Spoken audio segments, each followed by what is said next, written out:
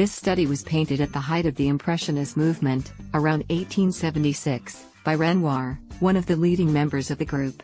Portraits form perhaps the most important part of Renoir's work, and women are by far the most important of his subjects, embodying vivid, natural charm.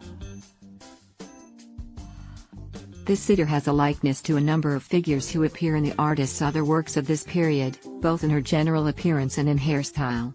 It is possible that this is Anne, one of Renoir's models.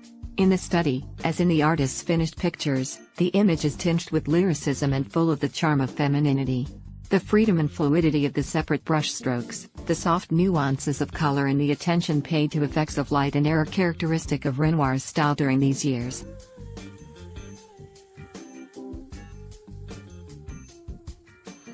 As soon as I learned how to block a hat, I was hooked. Blocking is my favorite part of millinery, that real manual labor. This whole process that's totally torturous, I love it. Getting the felt to really wrap into this curve is kind of difficult. Making a hat is mostly by feel and touch. You have to just kind of know your felt. Every felt is going to be different. It eventually should kind of look like a very dapper hairdo.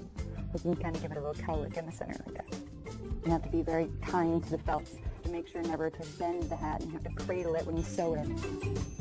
I found this block on eBay. I had no idea what it was. Over a couple years in trying it, I realized that I had this amazing kind of cadet style, like Pan Am cocktail hat.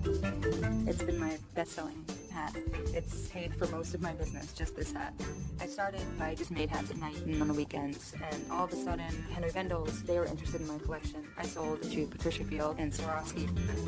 My big break was when my hat was on the cover of Korean Vogue. People from Korea called me and put in enormous orders. I didn't even know how I was going to do it because I only had one block that made that hat. I just freaked out.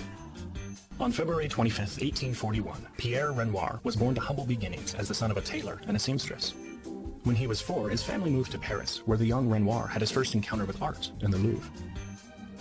Renoir left school at 13 years old to work in a porcelain factory.